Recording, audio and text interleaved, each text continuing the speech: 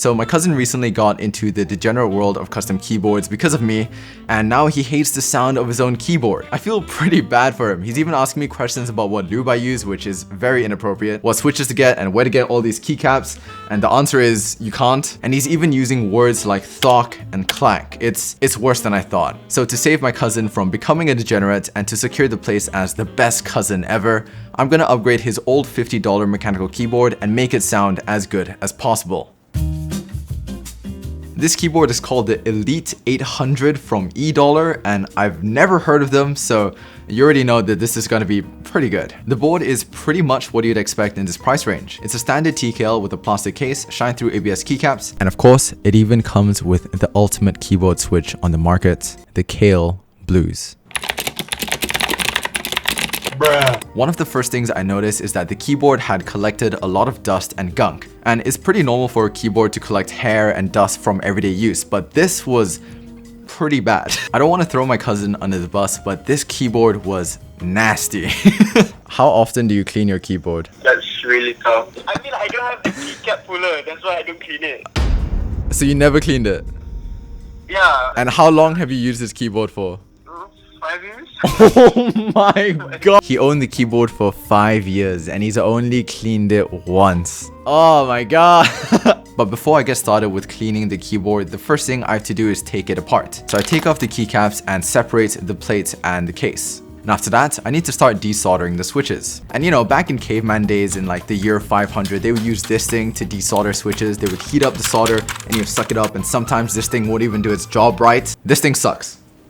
But now it's the future, it's 2021, and we got this bad boy. This is the Hanko FR301. It sucks things up, it reminds me of my ex-wife. It just sucks so good. All jokes aside, this was a lifesaver, and I desoldered all the switches in like under 20 minutes. And of course, I put my cousin's valuable Kale Blues right where it belongs.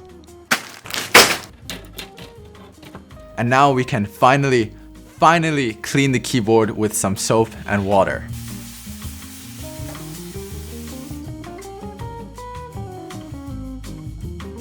Alright, the next part I want to focus on is the case. Right now, the keyboard has a white rose gold color scheme, which honestly looks kind of nice, but I think it would look even better if the case was matte black. So we're going to do some spray painting. Full disclosure, this is my first time ever spray painting a keyboard. I did the hentai eye, but that doesn't count. So before we do any actual spray painting, we have to actually prep the case. So I need to start off by scratching the surface to make sure that anything we spray onto the case really adheres well. And I also have to make sure that I scuff as much of the keyboard as possible to get the paint job looking really nice and even. And once I'm pretty sure I've scratched up the entirety of the keyboard, now I can go outside and spray on a thin coat of plastic primer.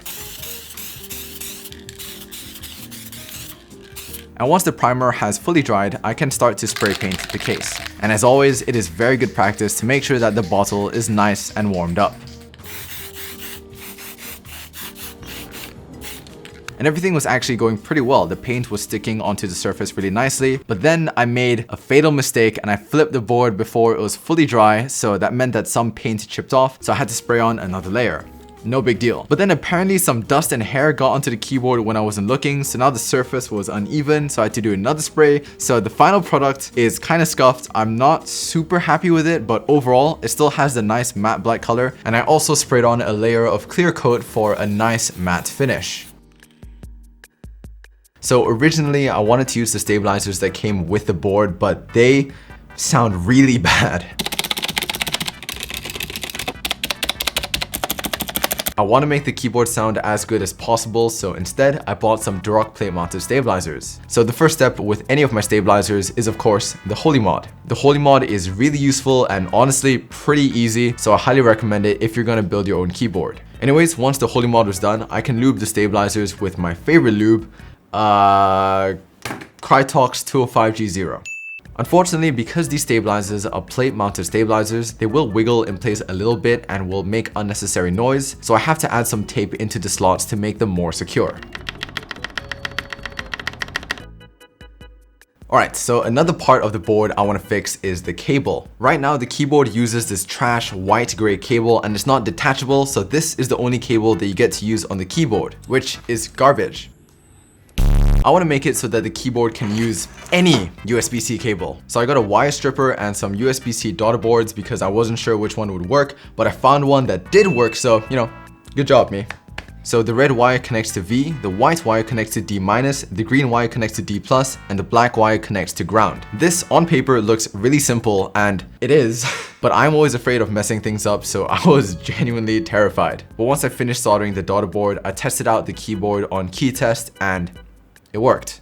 We're going to be using my cousin's favorite keyboard switch, Glorious Pandas. Now you might be asking, Hamaji, how do you know what his favorite switch is? During a family reunion a few months ago, my cousin came into my room and tested out my cyberboard with Glorious Pandas, and this was his genuine reaction. It's so nice. I mean, it's a pretty easy choice. So these Glorious Pandas have been lubed with 203G0 and have been filmed with Desky switch films. They have a really nice snappy sound signature and should sound great on the board. But before I put the switches into the PCB, I'm also going to add some PE foam in between the PCB and plate. The addition of the foam will make the board sound a little bit deeper and much more poppy, which is a sound signature that my cousin really likes.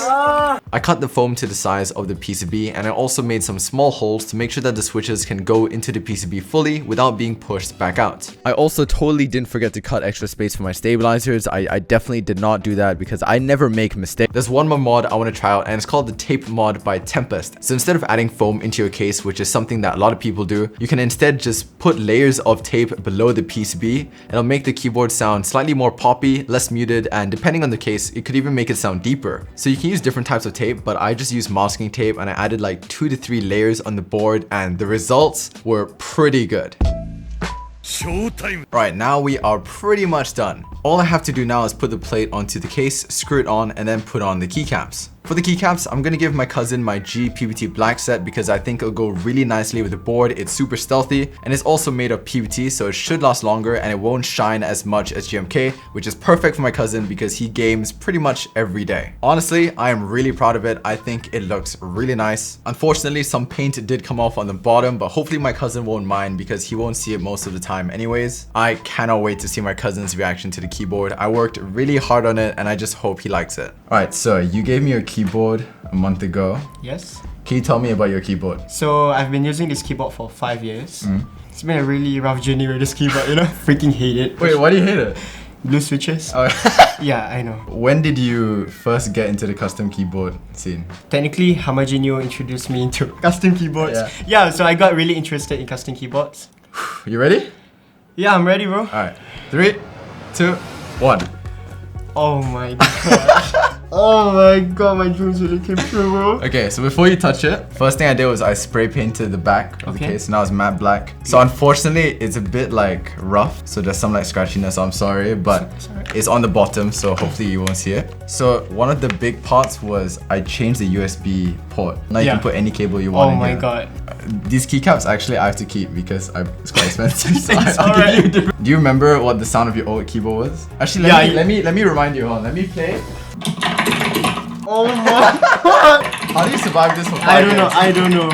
So now, I want you to try out your new keyboard. Oh my god, bro! Life changing. Bro. Oh, dude. Dude, I love it. Dude, I freaking love it, bro. Oh my god. Okay, so I really like the switches are very light. Yeah. I mean, this is mine. Oh my god, I can't believe this. Am I your favorite cousin? The best you could ever have one. There we go. That's what we like to hear. Alright. Thank you for watching the video. I hope you enjoyed the video. Do like and subscribe. I mean, please like and subscribe. Do follow Hamaji's Neo Twitter account and Instagram account at HamajiNeo. And join his Discord server at discord.gg/HamajiNeo. Alright, I'll see you in the next video. YouTube members. Here are the YouTube members. Thank you very much for the YouTube members.